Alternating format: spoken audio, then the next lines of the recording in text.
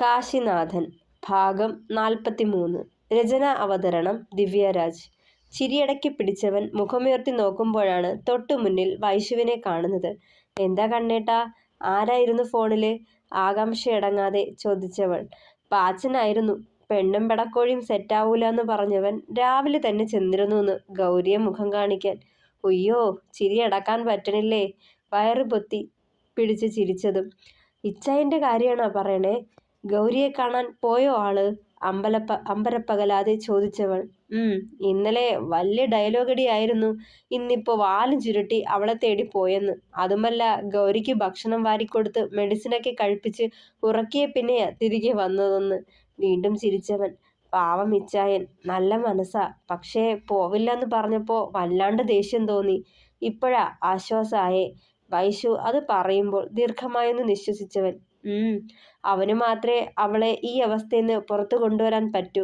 സിയാൻ മരിക്കുന്ന സമയത്ത് അവള് കൂടെയുണ്ടായിരുന്നു എന്ന് ഉറപ്പായി. അവനെ ആ സഞ്ജയും ഗ്യാങ്ങും എന്താ ചെയ്തതെന്ന് അവൾക്ക് പറയാൻ കഴിയും. സിയാന്റെ കൊലപാതകത്തിൽ ഏക ദൃക്സാക്ഷി ഗൗരിയാണെന്ന് സഞ്ജയ്ക്കും അറിയാവുന്ന കാര്യമാവും. പക്ഷെ എന്നിട്ടും അവളെ വെറുതെ വിട്ടെങ്കിൽ അതിന് പിന്നിലും എന്തെങ്കിലും ഉണ്ടാവണം. എത്ര ആലോചിച്ചിട്ടും മനസ്സിലാവാത്ത കാര്യാ അത്. നെറ്റി ഒഴിഞ്ഞുകൊണ്ട് കാശി അത് പറയുമ്പോൾ അവനെ തന്നെ നോക്കി നിന്നു വൈശുവും. കണ്ണേട്ടൻ വിഷമിക്കണ്ട. ഗൗരിയുടെ അസുഖം ഭേദാവുമ്പോൾ അവര് തന്നെ ഒക്കെ തുറന്നു പറയും. അതുവരെ കാത്തിരിക്കാം, അവനെ സമാധാനിപ്പിക്കാനായി പറഞ്ഞവൾ. അതുപോട്ടെ, കുറുപ്പ് ഡോക്ടറോട് ക്ലാസ് തുടങ്ങുന്ന കാര്യം പറഞ്ഞിരുന്നില്ലേ? വിഷയം മാറ്റാനായി ചോദിച്ചവൾ. പറഞ്ഞു. എന്തു പറയുന്നു? പഠിച്ച് നല്ലൊരു ഡോക്ടറാവണം എന്ന് പറഞ്ഞു. കൂടൊരു ഉപദേശവും, ആരെയും വകവയ്ക്കരുതെന്ന്. നമുക്ക് ശരിയെന്ന് തോന്നുന്നത് 4 വട്ടം ചിന്തിക്കണം. അത് മറ്റുള്ളവർക്കും നമുക്കും ദോഷം ചെയ്യാത്തതാണേൽ അങ്ങ് ചെയ്തേക്കണമെന്ന്. പിന്നെ കാശ് മോഹിച്ച് ഒരിക്കലും ഈ പ്രൊഫഷൻ തിരഞ്ഞെടുക്കരുതെന്ന്. അങ്ങനെ വന്നാൽ അത് മറ്റുള്ളവരെ ദ്രോഹിക്കുന്നത് പോലെയായിപ്പോവും. ഇതൊരു സേവനമല്ലാതായിപ്പോവും. കച്ചവടത്തിലേക്ക് തരം താഴെപ്പെടുമെന്ന് ചെറുചിരിയോടെ പറഞ്ഞവൻ. അത് സത്യല്ലേ? കാശിനു വേണ്ടി ഓരോരുത്തർ എന്തെല്ലാം ചെയ്തു കൂട്ടുന്നു. ഈയിടയ്ക്ക് നടന്ന അവയവ മാഫിയയെപ്പറ്റി പത്രത്തിൽ വായിച്ചതല്ലേ? ബ്രെയിൻ ഡെത്ത് സംഭവിക്കാത്ത ഒരാളുടെ ബ്രെയിൻ ഡെത്ത് നടന്നെന്ന് വീട്ടുകാരെ ബോധിപ്പിച്ചിട്ട് അവയവങ്ങൾ മോഷ്ടിച്ചെടുത്ത് മറ്റു പലർക്കുമായി വീതിച്ചു കൊടുത്തില്ലേ? പണത്തിനു വേണ്ടി ജീവനോടെ പോസ്റ്റ്മോർട്ടം ചെയ്യുന്നത് പോലെ. ചുരുക്കം ചിലത് ഇതുപോലെ നിയമത്തിന് മുന്നിലേക്ക് വരുന്നു. മറ്റുള്ളവയൊക്കെ ആരും അറിയാണ്ട് കുഴിച്ചു മൂടപ്പെടുന്നു. മനുഷ്യൻ തന്നെ മനുഷ്യനെ കൊന്നു വാഴുന്ന കാലം. ഒരു നെടുവീർപ്പോടവൾ പറഞ്ഞു നിർത്തി. അതിനെപ്പറ്റി സാറും സംസാരിച്ചിരുന്നു. ഇങ്ങനെയുള്ളവരെയൊന്നും നിയമത്തിന് വിട്ടുകൊടുക്കുകയല്ല വേണ്ടത്. മരണപ്പെട്ടവരുടെ ബന്ധുക്കളുടെ മുന്നിലേക്ക് എറിഞ്ഞു കൊടുക്കണം. അവര് ബാക്കി തീരുമാനിക്കട്ടെ എന്ന്. പറയാനല്ലേ പറ്റൂ. അതുപോലെ ഒക്കെ പ്രവർത്തിക്കാൻ കഴിയില്ലല്ലോ, നിർവികാരതയോടെ പറഞ്ഞവൻ. ആൾക്ക് കണ്ണേട്ടനെ ഒത്തിരി ഇഷ്ടല്ലേ? ഞാനിപ്പോ ആളുടെ വലം കൈയാടോ. സത്യം പറയാലോ, നല്ല കുറെ ക്വാളിറ്റീസ് ആളുടെ അടുത്തു നിന്നും പഠിക്കാനുണ്ട്. ശരിക്കുള്ള ആതുര സേവകനെന്ന് അയാളെ അക്ഷരം തെറ്റില്ലാതെ വിളിക്കാം. ശരിക്കും കോഴ്സ് കംപ്ലീറ്റ് ചെയ്ത് കഴിഞ്ഞ് സാറിൻ്റെ കൂടെ വർക്ക് ചെയ്യണമെന്ന എൻ്റെ ആഗ്രഹം. ആയിക്കോട്ടെ, കണ്ണേട്ടൻ്റെ ഇഷ്ടം അതാണെങ്കിൽ അങ്ങനെ തന്നെ മതി കേട്ടോ.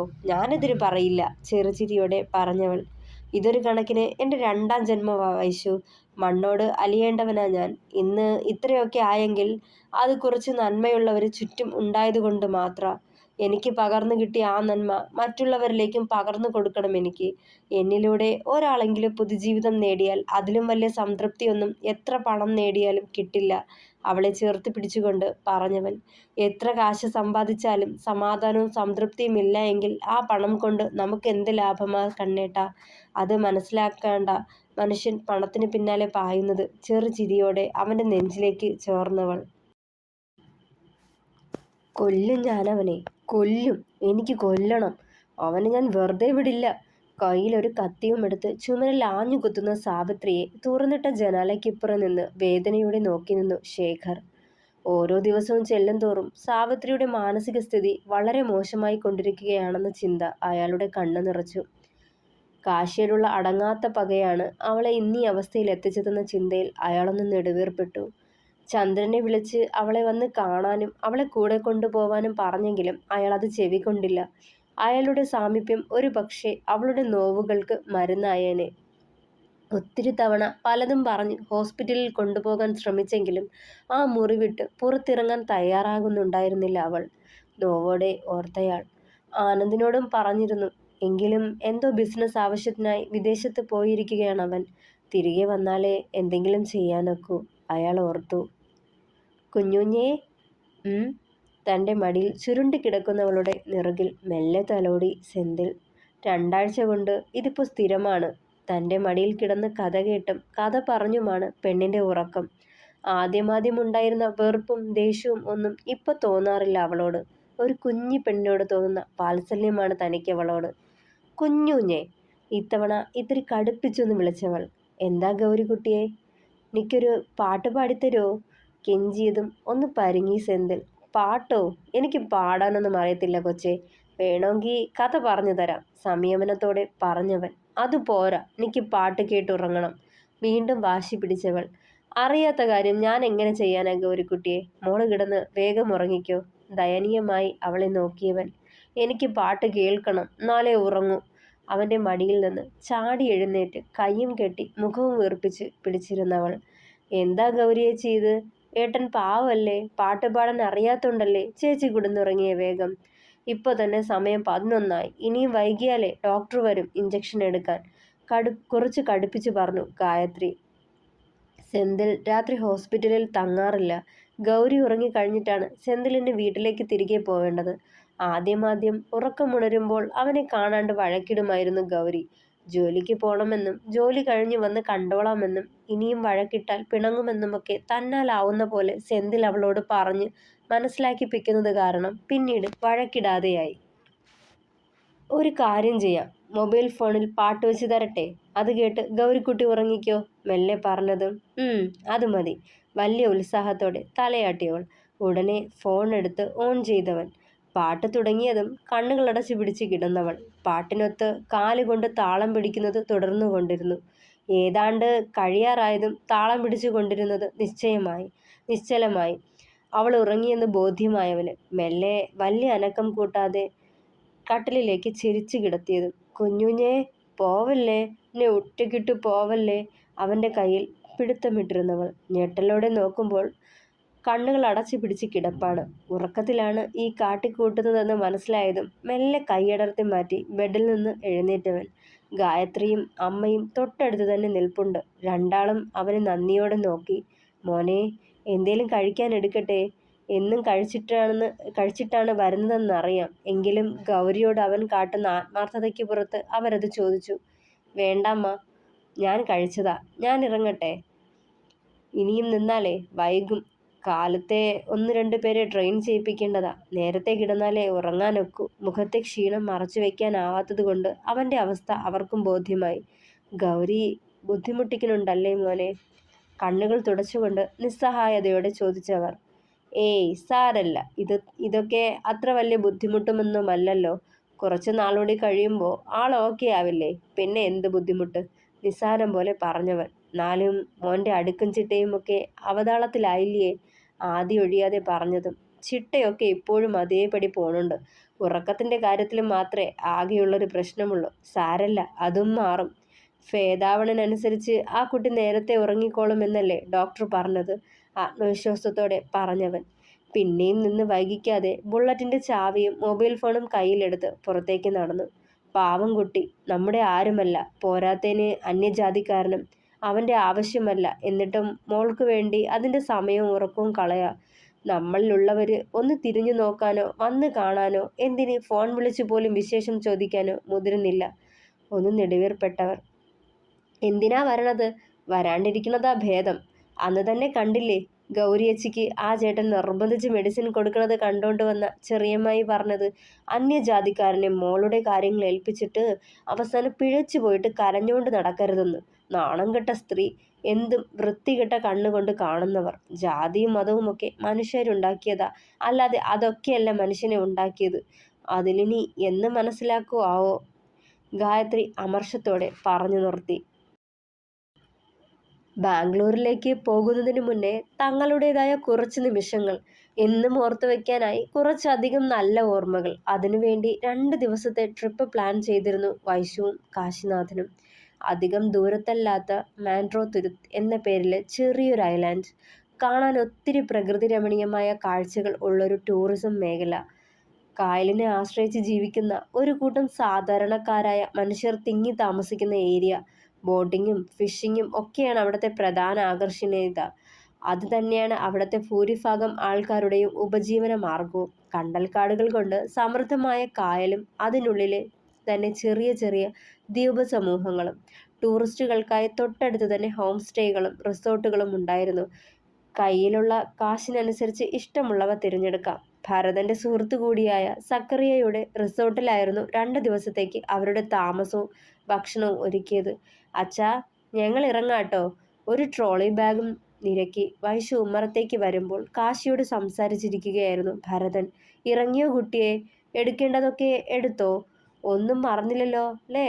ചെറുചിരിയോടെ ചോദിക്കുമ്പോഴും ഉള്ളിൽ ആധിയാണ്. ഇനിയുള്ള 2 ദിവസം രണ്ടാളെയും ഒരു നോക്ക് കാണാൻ കൂടി കഴിയില്ലെന്നോർത്ത്. എല്ലാം എടുത്തു അച്ഛാ. അച്ഛയ്ക്ക് വിഷമമുണ്ടോ? ഭരതന്റെ മുഖത്തെ ആദി കണ്ട പോലെ ചോദിച്ചവൾ. ഏയ്, നിക്കെന്ത് വിഷമം? എൻ്റെ കുട്ടിയോള് പോയി വാ സന്തോഷായിട്ട്. രണ്ടാളെയും മാറി മാറി നോക്കിയയാൾ. മെഡിസിനൊക്കെ മറക്കാണ്ട് എടുത്ത് കഴിക്കണേ അച്ഛാ. പിന്നെ സമയാസമയം എന്തെങ്കിലും കഴിച്ചേക്കണം. ഭക്ഷണം ഉണ്ടാക്കാനെന്ന് പറഞ്ഞ് അടുക്കളയിൽ കയറണ്ട. പൊടിയും പുകയും അടിച്ച് അന്നത്തെ മാതിരി വയ്യാണ്ടാവും. വല്യമ്മ ഭക്ഷണം കൊണ്ട് തരാന്ന് പറഞ്ഞിട്ടുണ്ട് കേട്ടോ. അയാളുടെ കവിളിൽ കൈചേർത്ത് വെച്ചവൾ. കണ്ണു നിറഞ്ഞു രണ്ടാളുടെയും. അച്ഛയെ ഓർത്ത് എൻ്റെ മോള് ടെൻഷൻ ആവണ്ട. ഒക്കെ അച്ഛൻ നോക്കിക്കോളാം. ഒന്നും ഓർത്ത് ആദ്യ കയറ്റി ഈ ട്രിപ്പിൻ്റെ മൂഡ് കളയണ്ട കേട്ടോ. ചെറുചിരിയോടെ അയാൾ അവളെ ചേർത്ത് പിടിച്ചു. എന്തേലും ഉണ്ടേൽ ഉടനെ വിളിച്ചേക്കണേ അച്ഛാ. കാറിൽ കയറാൻ നേരം കാശിനാഥൻ വിളിച്ചു പറഞ്ഞതും അതേ എന്ന് തലയാട്ടി അയാൾ. കാറ് ദൂരത്തേക്ക് അകലുന്നത് വരെ വരാന്തയിൽ നിന്നയാൾ ഒരു നെടുവീർപ്പോടെ അകത്തേക്ക് കയറുമ്പോൾ ചുണ്ടിലൊരു ചിരി മിന്നിമാഞ്ഞു. ഈശ്വരാ, എൻ്റെ കുട്ടികൾക്ക് സന്തോഷം മാത്രം കൊടുക്കണേ, ആത്മാർത്ഥമായി പ്രാർത്ഥിച്ചു. കണ്ണേട്ടാ, ഹാപ്പിയായോ? ഡ്രൈവിങ്ങിനിടെ ആ തോളിലേക്ക് ചാഞ്ഞുകൊണ്ട് ചോദിച്ചവൾ. ഇല്ല. ചിരി ഒളിപ്പിച്ചുകൊണ്ടുള്ള അവൻ്റെ മറുപടി കേട്ടതും പെണ്ണൊന്ന് കൂർപ്പിച്ചു നോക്കി. അതെന്താ ഹാപ്പി അല്ലാത്തെ? ഇത്തിരി കനത്തിൽ അത് ചോദിച്ചതും. എന്നെ സ്വർഗം കാട്ടാമെന്ന് പറഞ്ഞ് പറ്റിക്കാൻ തുടങ്ങിയിട്ട് കുറേ ആയേ. ഇതുവരെ ഒന്നും നടന്നില്ല. ഞാനൊന്ന് മൂടായി വന്നപ്പോൾ സേഫ് സോൺ അല്ലാന്ന് പറഞ്ഞു ഒഴിഞ്ഞു. പിന്നെ കഴിഞ്ഞ ആഴ്ചയിൽ ഒരു വെളുപ്പാൻ കാലം ഉറങ്ങിക്കിടന്ന എന്നെ വെറുതെ മോഹിപ്പിച്ച് ഉണർത്തിയിട്ട് പറയാ റെഡ് സിഗ്നലായിന്ന്. ബാംഗ്ലൂരിലേക്ക് പോണേന് മുന്നേ ഈ കാര്യത്തിലൊരു തീരുമാനമുണ്ടാക്കാന്ന് പറഞ്ഞിട്ട് ഇതുവരെ ആയിട്ടില്ല. സോ ഞാൻ ഹാപ്പിയല്ല. ചിരി കടിച്ചു പിടിച്ചതും ചമ്മലോടെ അവൻ്റെ നെഞ്ചിലേക്ക് മുഖം പൂഴ്ത്തിയവൾ. ഈ 2 ദിവസം ഉണ്ടല്ലോ നമുക്ക് മാത്രമായിട്ട്. ചമ്മലോടെ പറയുമ്പോൾ ഒരു കൂടിച്ചേരലിന് മനസ്സുകൊണ്ട് അവളും ഒരുങ്ങിക്കഴിഞ്ഞെന്ന് സൂചിപ്പിക്കുകയായിരുന്നു. അതാ ഏക പ്രതീക്ഷ. കണ്ണു ചിമ്മിക്കൊണ്ട് നിശ്വസിച്ചവൻ. 3 മണിക്കൂറത്തെ യാത്ര കഴിഞ്ഞ് രണ്ടാളും തുരുത്തിലെത്തി. ഇരുവശങ്ങളിലും വിശാലമായ കായലുകൾ, അതിന് നടുവിലൂടെ ടാറിട്ട റോഡും. സീസൺ ആയതിനാൽ നല്ല തിരക്കുണ്ടായിരുന്നു. ബോട്ടിങ്ങും ഫിഷിങ്ങിനുമൊക്കെയായി ഒത്തിരി ആളുകൾ അവിടെ തിങ്ങി നിപ്പുണ്ടായിരുന്നു. എന്തൊരു ഭംഗിയാ അല്ലേ കണ്ണേട്ടാ? താമരപ്പൂക്കൾ നിറഞ്ഞു നിന്ന ഭാഗത്തേക്ക് ചൂണ്ടിയവൾ. ഈ പെൺപിള്ളേർ എവിടെ പോയാലും കണ്ണു ചെന്ന് നിൽക്കുന്നത് വല്ല പൂക്കളിലോ ഡ്രസ്സിലോ ആഭരണങ്ങളിലോ ഒക്കെയാ. അവളെ കളിയാക്കിയതും ചില സമയത്ത് നല്ല ചുള്ളൻ ചെക്കന്മാരിലും നോട്ടം ചെന്ന് നിൽക്കാറുണ്ട് കേട്ടോ കാശിനാഥ. ഒന്ന് കൂർപ്പിച്ചു നോക്കിയതും. സ്വന്തം കെട്ടിയനോട് തന്നെ ഇത് പറയണം കേട്ടോ പെണ്ണെ. കവളിലൊന്ന് പിച്ചിയവളെ വെറുതെ ശുണ്ടി പിടിപ്പിക്കും. അതിനൊന്ന് ചിരിച്ചുകൊണ്ട് ആ തോളിലേക്ക് വീണ്ടും ചാഞ്ഞവൾ. കായൽ തീരത്തോട് ചേർന്നതായിരുന്നു റിസോർട്ട്. നിറയെ ഭംഗിയുള്ള അലങ്കാര ചെടികളും പുൽത്തകിടികളും കൊണ്ട് അലങ്കരിച്ച മുറ്റങ്ങളും മനോഹരമായൊരു പാർക്കും ഉണ്ടായിരുന്നവിടെ. കാറ് കൊണ്ടുചെന്ന് പാർക്ക് ചെയ്ത ശേഷം ലഗേജും എടുത്ത് രണ്ടാളും പുറത്തേക്കിറങ്ങി. ദേ അവിടെ കണ്ണേട്ട റിസപ്ഷൻ. ലേക്ക് ഷോർ എന്ന് വലിയ ബോർഡ് വെച്ചൊരു കെട്ടിടത്തിലേക്ക് വിരൽ ചൂണ്ടി വൈശു. പിന്നെ വൈകിയില്ല. ലഗേജും എടുത്ത് രണ്ടാളും അവിടേക്ക് നടന്നു. സാവിത്രിയുടെ പാറിപ്പറന്ന മുടിയും കുഴിഞ്ഞുതാണ് പ്രസരിപ്പറ്റ കണ്ണുകളും മെലിഞ്ഞുണങ്ങിയ കോലവും കണ്ട് സ്തബ്ധനായി നിൽപ്പുണ്ടായിരുന്നു ആനന്ദ്. അങ്കിൾ, എന്തൊക്കെയായത്? അമ്മയ്ക്കിതെന്താ ഇങ്ങനെ? പെട്ടെന്ന് വാക്കുകൾ ഇടറിപ്പോയവൻ്റെ. അവളുടെ അവസ്ഥ ഇപ്പോൾ ഇതാ മോനെ, സമനില നഷ്ടപ്പെട്ടിരിക്കുക. എപ്പോഴും കാശിനാഥനെ നശിപ്പിക്കുക എന്നൊരു ചിന്ത മാത്രമേയുള്ളൂ. അവനോടുള്ള പകയാണ് ഇത്രയിടം വരെ എത്തിച്ചത്. നിശ്വാസത്തോടെ അയാളത് പറയുമ്പോൾ ഞെട്ടലായിരുന്നു ആനന്ദിൽ. അച്ഛനെ അറിയിച്ചില്ലേ? അറിയിച്ചു, വന്നില്ല. അത് കേട്ടതും അവൻ്റെ മുഖത്ത് കോപം നുരഞ്ഞു കയറി. അമ്മയുടെ അവസ്ഥ ഇതാണെന്ന് പറഞ്ഞില്ലേ? ഇത്തിരി കടുപ്പിച്ചു ചോദിച്ചു. പറഞ്ഞിരുന്നു, വന്നൊന്ന് കാണാനും ഒന്ന് ചേർത്ത് പിടിക്കാനും. സാവിത്രി അയാളുടെ മനസ്സിൽ മരിച്ചുപോയെന്നാ പറഞ്ഞത്. കാശിയോടും ഇവൾ മാത്രമല്ല, ഞങ്ങളും തെറ്റ് ചെയ്തു. പറയുമ്പോൾ അയാളുടെ മുഖം കുനിഞ്ഞുപോയി. ഒരു അധ്യാപകനായിട്ട് കൂടി കൺമുന്നിൽ കണ്ട തെറ്റ് മായ്ച്ചു കളഞ്ഞിട്ട് അവനെ കുറ്റക്കാരനാക്കി. എൻ്റെ സ്വാർത്ഥതയ്ക്ക് വേണ്ടി, എൻ്റെ മകൻ്റെ ഭാവിയെ ഓർത്ത്, അതിലുപരി എൻ്റെ പെങ്ങളുടെ ജീവിതം നശിപ്പിച്ചു കളഞ്ഞ അവൻ്റെ അമ്മയോടുള്ള പക, അവളുടെ സന്തോഷം തകർത്ത അവനോടുള്ള കലി, അതിലിപ്പോ കുറ്റബോധം തോന്നണുണ്ട് എനിക്ക്. പക്ഷേ സാവിത്രി ഇങ്ങനെ ആയതിന് കാരണം അയാൾ കൂടിയല്ലേ? അയാളെ മാത്രം ലോകമായി കണ്ടവളെ ചതിച്ചിട്ടല്ലേ? പറയവേ വികാരാധീനനായി അയാൾ. അച്ഛന് ആരോടും ആത്മാർത്ഥതയില്ല, അമ്മയോട് മാത്രമല്ല സ്വന്തം മക്കളോട് പോലും. ദീർഘമായൊന്ന് നിശ്വസിച്ചു ആനന്ദ്. ഞാൻ അമ്മയെ ഒന്ന് കാണട്ടെ. നമുക്ക് അമ്മയെ നല്ലൊരു സൈക്യാട്രിസ്റ്റിനെ കാണിക്കാം, ഒക്കെ ഭേദാവും അങ്കിൾ. അയാളെ സമാധാനിപ്പിച്ചുകൊണ്ട് സാവിത്രിയുടെ മുറിയിലേക്ക് കയറിപ്പോയി. മുഷിഞ്ഞു കീറിയൊരു സാരിയും ധരിച്ച് നിലത്ത് കുത്തിയിരിപ്പുണ്ട് മുഖം കുനിച്ചു പിടിച്ചവർ. കൊല്ലും ഞാൻ, അവനെ കൊല്ലും ഞാൻ. കയ്യിലിരുന്ന കത്തി കൊണ്ട് ടൈലിൽ കുത്തി വരച്ച് പോറലുണ്ടാക്കുകയായിരുന്നവർ. അമ്മേ, അമ്മേ. ആനന്ദ് അവർക്കരികിലേക്ക് വന്ന് തട്ടി വിളിച്ചതും മെല്ലെ മുഖമുയർത്തി നോക്കി. നീയോ? അതുവരെ ശാന്തമായിരുന്ന അവരുടെ മുഖം വലിഞ്ഞു മുറുകി. കൊല്ലും ഞാൻ. എന്നെ അമ്മയെന്ന് വിളിക്കാൻ നീ ആരാടാ എൻ്റെ? നീ അവളുടെ മോനല്ലേ? അലർച്ചയോടെ പറയുന്നതിനൊപ്പം കത്തിയെടുത്ത് അവന് നേരെ വീശിയവർ. പ്രതീക്ഷിക്കാതെ ആയതുകൊണ്ട് ഒഴിഞ്ഞു മാറാൻ കഴിഞ്ഞില്ല ആനന്ദിന്. കൈകൊണ്ട് തടുത്തപ്പോഴേക്കും കത്തിമുന വരഞ്ഞ് ചോര പൊടിയാൻ തുടങ്ങി. ആ അമ്മേ, നിലവിളിച്ചു ഭീതിയോടെ. അയ്യോ എൻ്റെ മോനെ, വേദനിച്ചോ നിനക്ക്? അയ്യോ എൻ്റെ കുഞ്ഞിൻ്റെ കൈ മുറിഞ്ഞു. കയ്യിലിരുന്ന കത്തി വലിച്ചെറിഞ്ഞ് അവനെ അടക്കി പിടിച്ചവർ. പെട്ടെന്നുള്ള അവരുടെ ഭാവമാറ്റം കണ്ട് ഭയത്തോടെ പിന്നിലേക്ക് മാറിയവൻ. അയ്യോ, മോനെ ഉപദ്രവിച്ചോ? ഓടിപ്പാഞ്ഞെത്തിയ ശേഖർ അവന്റെ ചോര ഇറ്റു വീഴുന്ന കയ്യിൽ അമർത്തിപ്പിടിച്ചു. എന്തിനാ സാവിത്രി മോനെ ഉപദ്രവിച്ചേ? ശേഖർ ഒച്ചയെടുത്തതും ഭയത്തോടെ ഒരു മൂലയ്ക്ക് കൂനിക്കൂടിയവർ വീണ്ടും. അമ്മ എന്താ ഇങ്ങനെ? എന്നെ മനസ്സിലായി കാണില്ലേ? നോവോടെ മുറിവിൽ കൈയമർത്തിക്കൊണ്ട് സാവിത്രിയെ നോക്കി ആനന്ദ്. ചില നേരത്ത് അവൾ ഇങ്ങനെ വയലന്റ് ആവാറുണ്ട് മോനെ. മുന്നിൽ ചെന്ന് നിൽക്കുന്നവരെ കാശിനാഥനാണെന്ന് പറഞ്ഞ് ആക്രമിക്കും.